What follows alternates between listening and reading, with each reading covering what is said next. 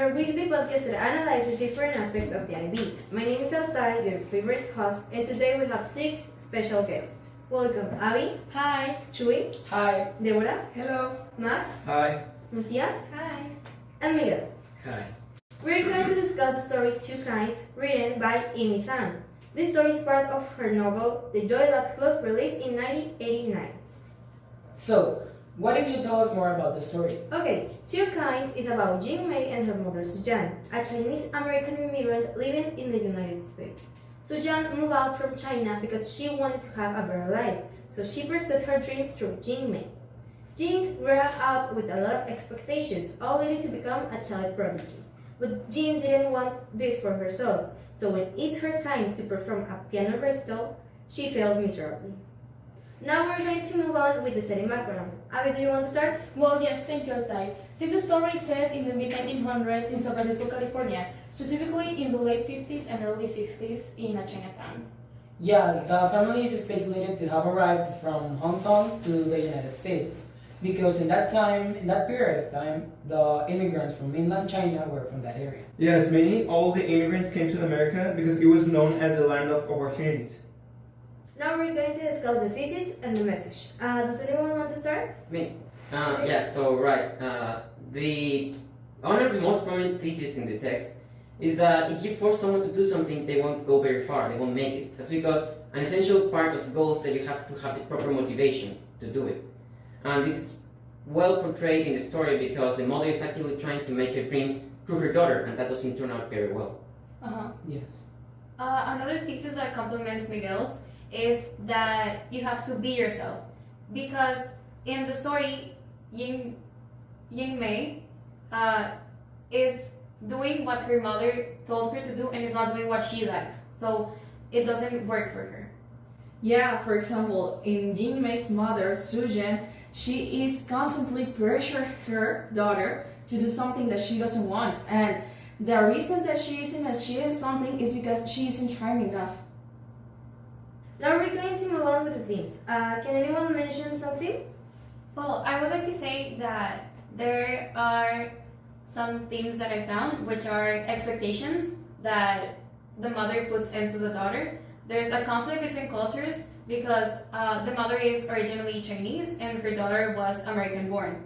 So she has like the influence from school and the influence from her mother that are like very different. And another theme is ambitions, which the mother wants her daughter to do well economically and in every other aspect, which the daughter has a different idea. What she wants to do, right? Yeah. Anyone else? Well, to complement Lucia's idea, we also have the theme of familiar relationships. This is obviously seen because Sujan is the mother of Jing Mei, and we constantly see how these events make their relationship harder or easier as they go. We also have generational differences because obviously Jing Mei's mother is older than her, and well, this difference between cultures also affects how they perceive the world. We also have immigration because the mother is from China and Jing Mei was born in the United States. So both of them have this constant fight because of this. Yes. That's right. Now, a very important part for story analysis, the characters. What do you think about the characters? Well, I think that Su Yan, the mother that represents original Chinese perspectives and traditions, is a very important character in the story. She had a tragic past in China where she lost 2 twin daughters and her husband. This led her to embrace the American dream when she moved to America, because she believed that if you worked hard enough, you could reach anything you want. But after seeing various talent shows where children portrayed very different talents, she wanted to keep on doing this, but with Jing Mei. I think Jing Mei, Suyan's daughter, is like a very interesting character because she represents the fight between China culture and American culture, because she tries to be just a normal kid, but her mom tries to impose her discipline culture into her. So she has to learn how to be a prodigy, but she doesn't want to. And that's an interesting approach in this story.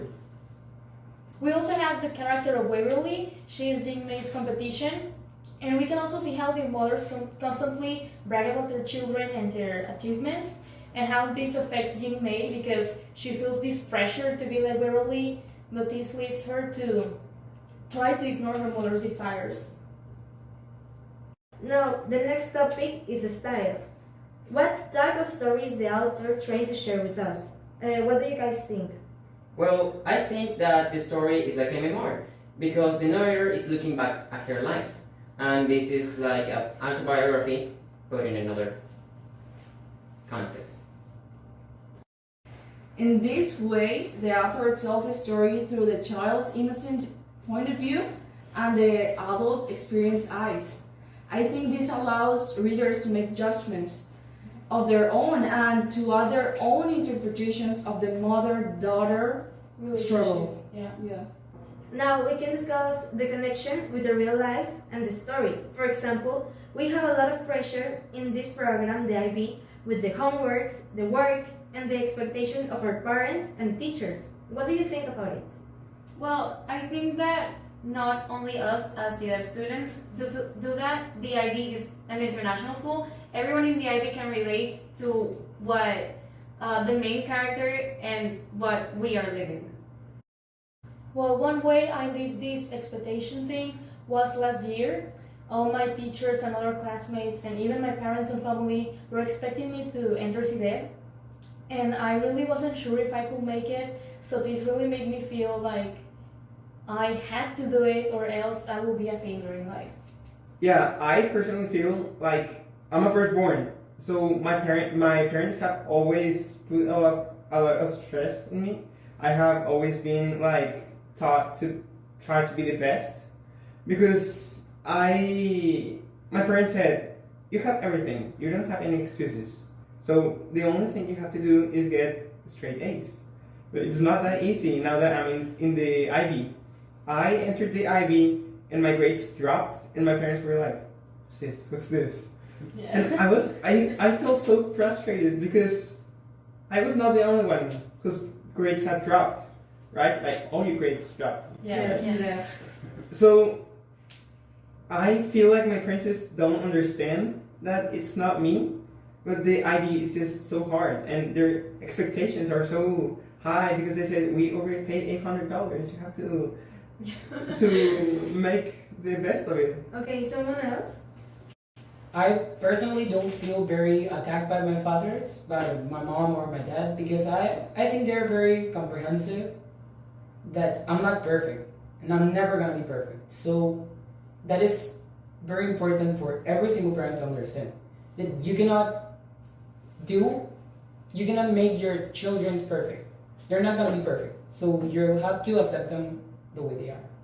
Yeah, I agree with Chewy in this one because we cannot be someone that we're not. We have strengths and weakness, all of us. So some of us are good in math, some of us are not. So this is so important because when I entered CDEP, I thought I have to be like everyone, good in math, good in biology, and that subjects are not for me. I love literature, for example. I actually don't suffer this kind of pressure because before me, my sister just entered CDEP and I entered CDEP, so it's nothing. But now that I have entered the IB program, now my little brother has the pressure of entering the IB program, so I'm fine. Okay, to conclude, the story invites the reader to reflect about the daily expectations and how the expectation can affect us. Well, thanks all for watching us. We'll love to see you the next week. Bye!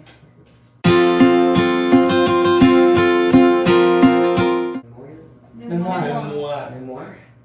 ¿Vos César? Memoir. Y luego Ajá, dijiste sí, que sí, gracias sí, por sí, escuchar sí. nuestro podcast. Es lo más lejos que hemos llegado. All immigrants came to America because it is known as the land of opportunity. Lolita Yala.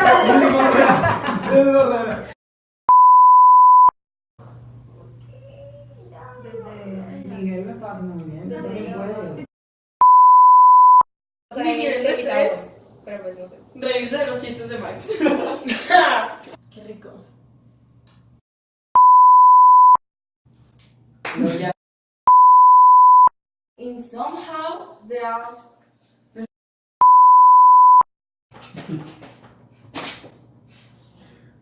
¿Lo puedes decir tú? O sea, dilo y para que se me quede.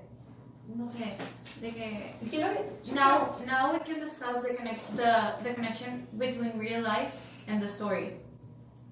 Ok. 1, 2, 3. Now we Do her dreams, and that doesn't turn out very well. Well, okay.